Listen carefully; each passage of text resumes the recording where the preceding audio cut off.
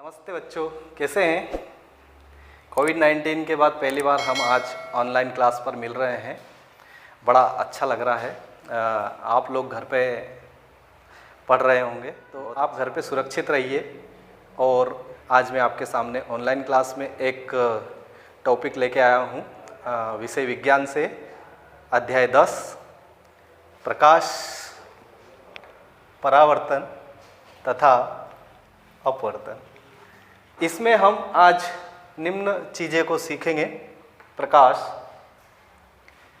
के बारे में जानेंगे, परावर्तित प्रकाश क्या होता है उसको समझेंगे, परावर्तन किसे कहते हैं, साथ ही परावर्तन के नियम भी हम सीखेंगे और अपवर्तन किसे कहते हैं तथा अपवर्तन के नियम को हम आज इस टॉपिक में जानेंगे। और अपनी जो कॉपी है, नोटबुक है, उसमें समय समय पे नोट डाउन करते रहें ताकि आपके एक नोट्स बनते जाएं। हम प्रकाश के बारे में सभी लोग जानते हैं। प्रकाश दो प्रकार के होते हैं। कितने प्रकार के होते हैं?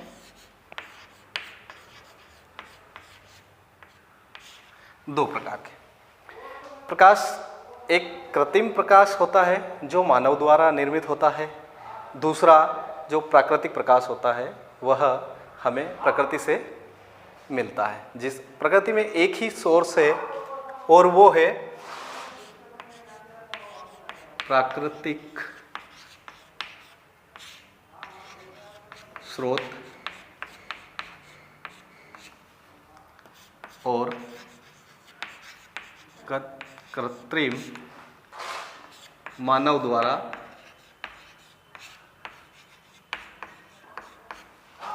निर्मित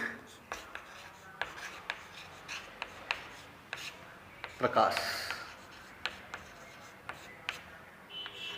इसे भी प्रकाश जोड़ दें आगे।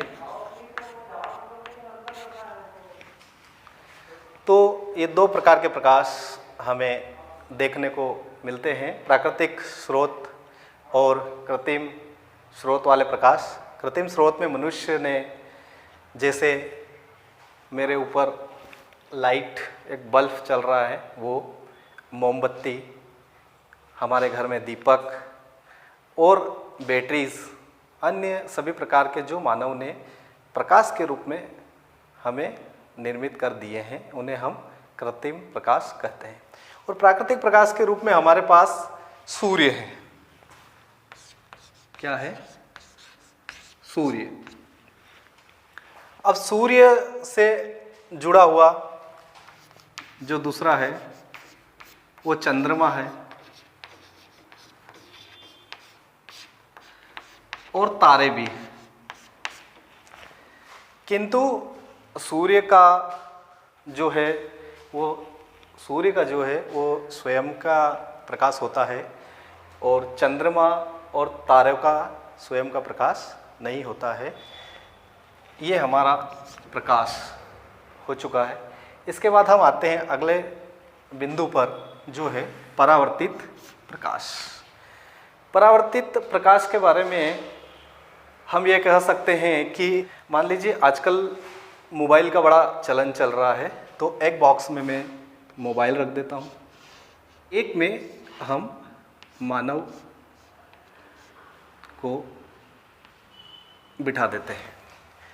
तो दो कक्षे हमारे पास, एक में मोबाइल रखा हुआ है और एक में मानव बैठा हुआ है। तो हम समझ रहे हैं परावर्तित प्रकाश। परावर्तित प्रकाश का अर्थ होता है कि जब तक सूर्य का प्रकाश किसी भी वस्तु पे गिरेगा या उसके ऊपर आपतित होगा तो ही हमें वह वस्तु दिखाई देगी। जिस तरह से, यदि मान लीजिए ये कमरा अंधेरा वाला है, अंधेरा है ना, इस रूम में अंधेरा है, तो क्या इस मनुष्य को यह वस्तु दिखाई देगी? नहीं। उत्तर हमें मिलेगा नहीं दिखाई देगी। क्यों नहीं दिखाई देगी? क्योंकि इस पर सूर्य की जो किरणें हैं वो आपतित नहीं हो रही है। यदि सूर्य की किरणें इसके ऊपर आपतित हो जाएगी तो फिर आपको यह दिखाई देने लगेगा।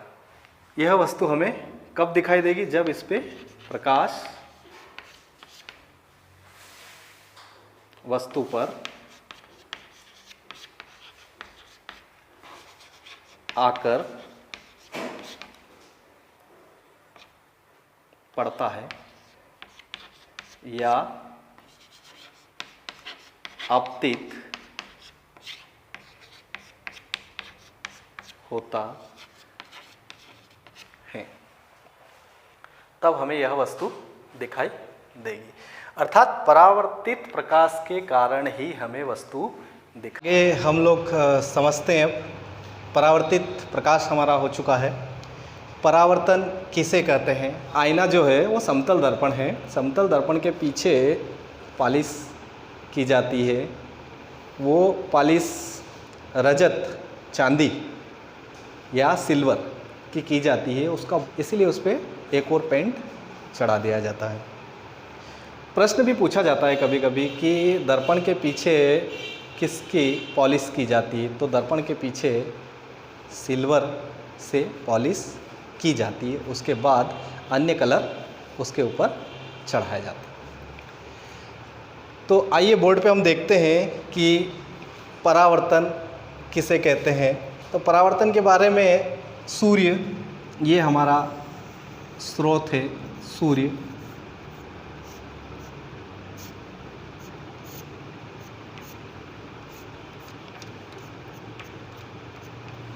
यहाँ से जब कोई किरण आपतित होती है या सूर्य से जो किरण है चलकर पॉलिश किए हुए सतह पर, ये क्या है? पॉलिश किया हुआ दर्पण। ये जो डैश डैश लाइन दिखाई दे रही है आपको, ये पॉलिश का संकेत करती है। जो किरण आ रही है उसे हम आपतित किरण कहते हैं।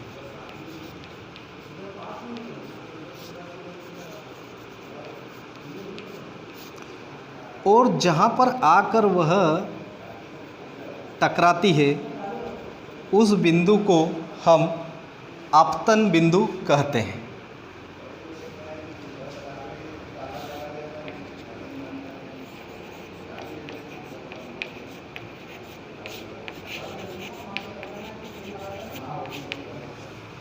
और आपतन बिंदु से वह जिस एंगल से आई थी उसी एंगल से वह परावर्तित हो जाएगी। माना 45 डिग्री एंगल से यदि किरण आ रही है तो वह 45 डिग्री एंगल से ही वापस परावर्तित हो जाएगी। तो यह परावर्तित किरण है। और इसी आपतन बिंदु पर एक काल्पनिक रेखा खींची जाती है। यह एक काल्पनिक रेखा मैं खींच देता हूँ जो 90 डिग्री के कोण को प्रदर्शित करती है, दर्शाती है। तो इसे हम अभिलंब कहेंगे, अभिलंब। और ये हमारी हो गई परावर्तित किरण।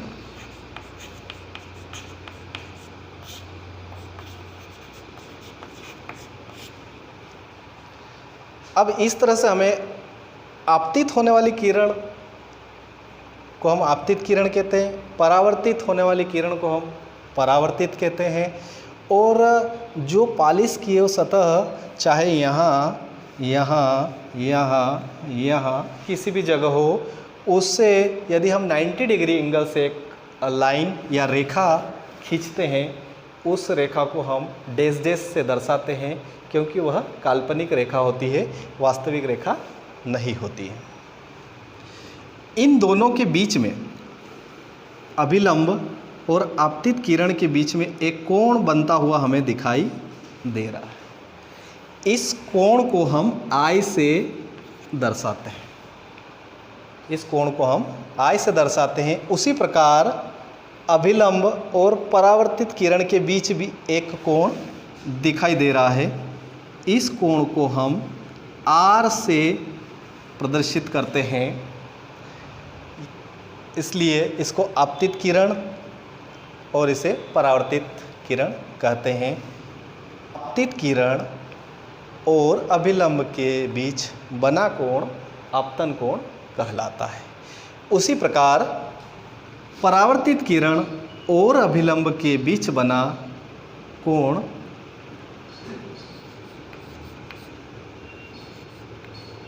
परावर्तन कोण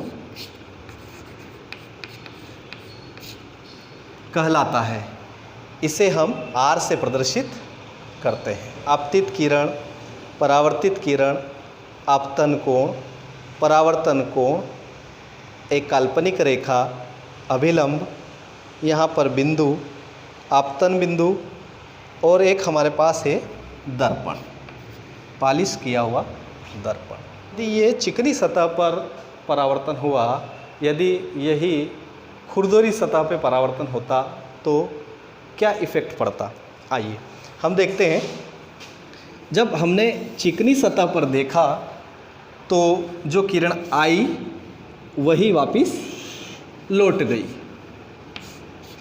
सूर्य से किरण का आना और वापस उसी दिशा में लौट जाना, यह पॉलिश की हुई सतह पर हमें दिखाई देता है, जिस तरह से हमने इस चित्र में देखा पूरा वर्णन। अब हम खुरदुरी सतह पर देखते हैं। ये खुरदुरी सतह इस तरह से मैं मेंशन कर रहा हूँ। यदि इस खुरदुरी सतह पर प्रकाश आपतित होता है तो मान लीजिए यहाँ आपतित हुआ तो वो यहाँ से किरण टकराकर ऐसे चली जाएगी, फिर यहाँ से किरण फिर वो ऐसे चली जाएगी, फिर यहाँ आई किरण वो ऐसे आ जाएगी। इस तरह से हमें आपतित और परावर्तित किरणें जो है खुरदुरी सतह पे इस तरह से हमें प्रकाश दिखाई देता है। अर्थात प्रकाश समांतर रेखा के रूप में चलता है, अर्थात प्रकाश हमेशा सीधी रेखा में गमन करता है। तो ये हमने देखा परावर्तन। और परावर्तन कितने प्रकार का हो गया, कितनी सतह से होता है, दो सतह से, एक चमकीली सतह पॉलिश की हुई या अच्छी सतह और एक असमान सतह खुरदुरी सतह। दो नियम हैं। यह हमारा कंप्लीट हो गया। नियम देखते हैं। नियम इसके आधार पे हम कह सकते हैं, पहला नियम, आपतन कोण I और परावर्तन कोण R। रटने की आवश्यकता नहीं है बच्चों, आपको समझने की आवश्यकता है। इस चित्र में यदि आप गौर से देखेंगे तो आपको दिखाई देगा कि आपतन कोण और परावर्तन कोण का मान सदैव एक समान होता है। इस नियम के तहत मैं यहाँ लिख देता हूँ, आपतन कोण I और परावर्तन कोण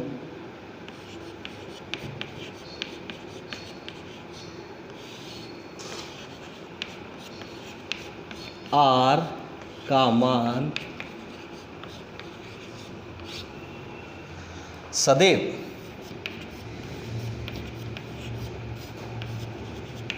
हमेशा एक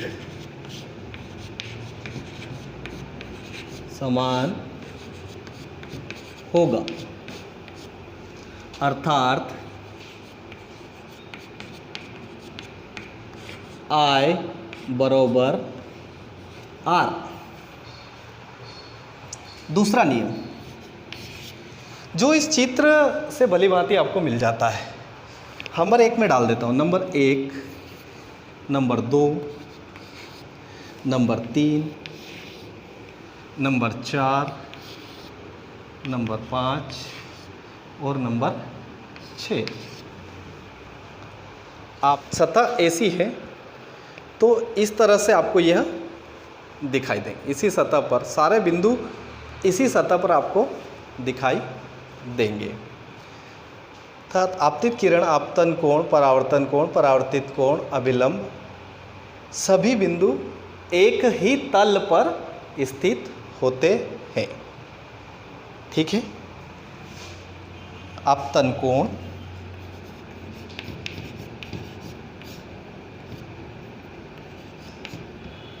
आपतन कोण,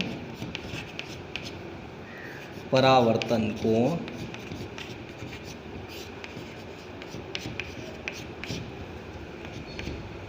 आपतित किरण,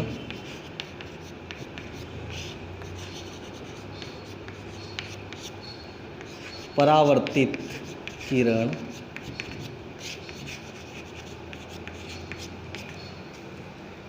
एवं अभिलंब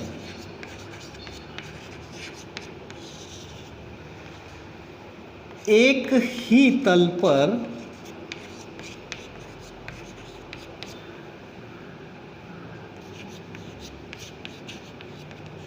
स्थित होते हैं। ये नियम भी हो गए। नेक्स्ट वीडियो में हम अपवर्तन किसे कहते हैं और अपवर्तन के नियम को जानेंगे। अभी आपके लिए गृह कार्य के रूप में प्रकाश किसे कहते हैं एक प्रश्न,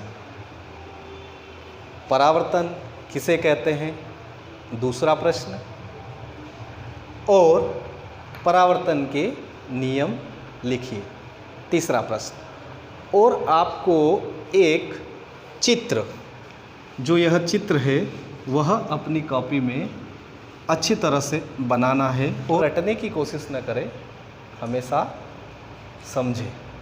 जो चीज़ समझने में अच्छी आती है वह स्थायी रहती है और जो रटते हैं वह हम भूल जाते हैं। इसीलिए इस चित्र को आप अच्छी तरह से 1 बार, 2 बार, 3 बार, 4 बार इसको बनाइए और इसको समझने का प्रयास कीजिए। नहीं समझ में आए तो आप मुझे कॉल कर दीजिए या मेरे से पूछ लीजिए। चलिए, अच्छी बात है। सभी को धन्यवाद और मेरे इस चैनल को आप सब्सक्राइब और लाइक करना ना भूलें। धन्यवाद दोस्तों।